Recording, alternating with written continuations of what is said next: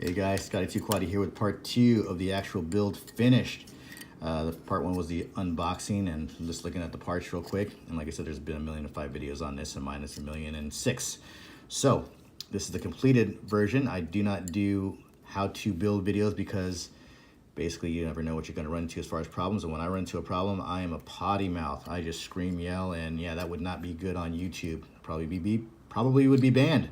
So anyway, let's go over what I like and dislike. I really like the way how easy it was to put together after watching a few other videos.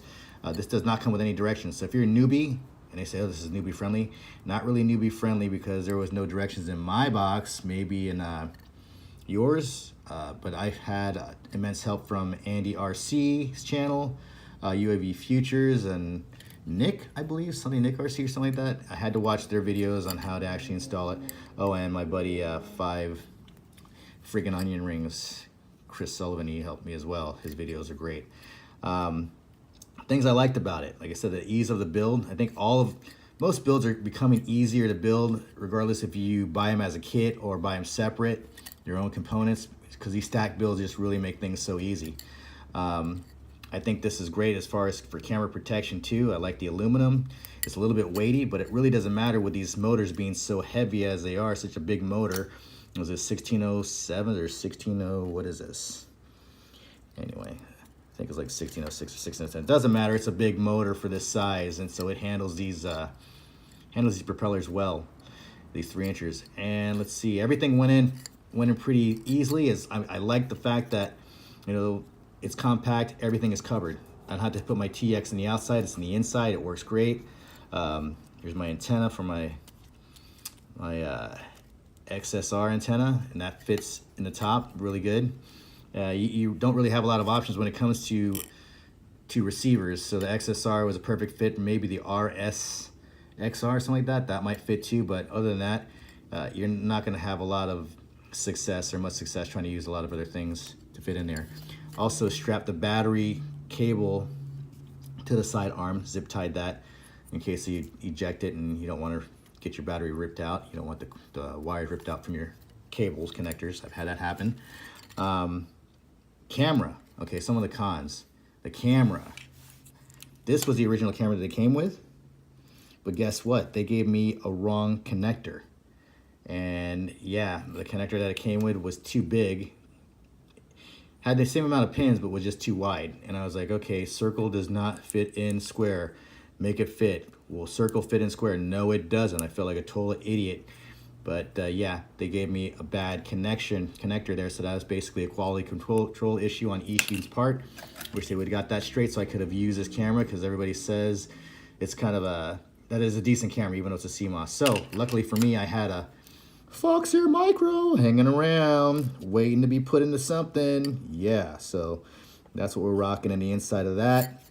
I saw some other builds put together. UAV Futures, he put his together. He didn't really like this that much because the guy is an incredible flyer. The guy flies, you know, expensive quads that are just, you know, just highly tuned.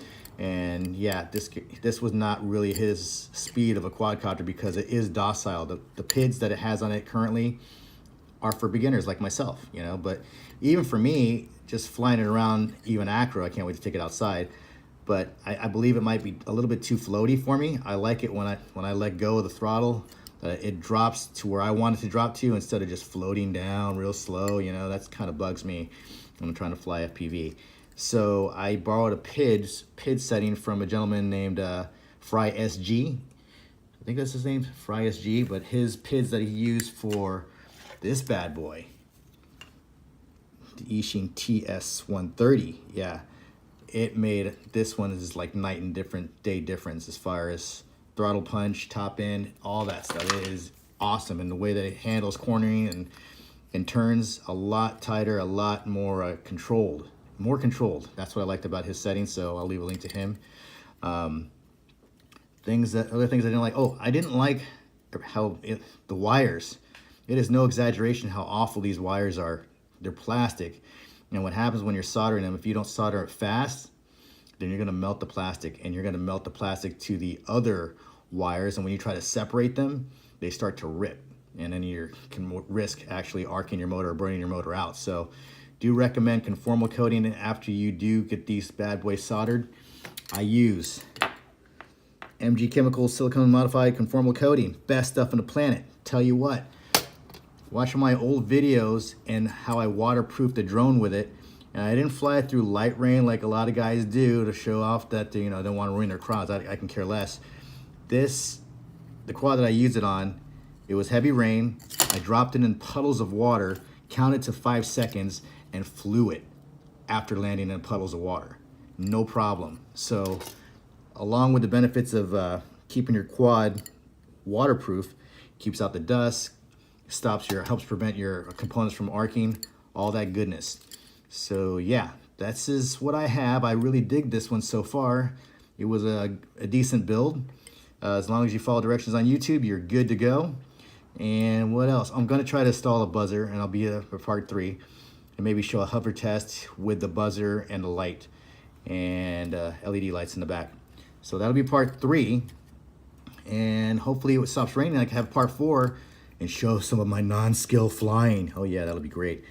Anyway guys, that's all I have for this one. Scotty2Quaddy signing out.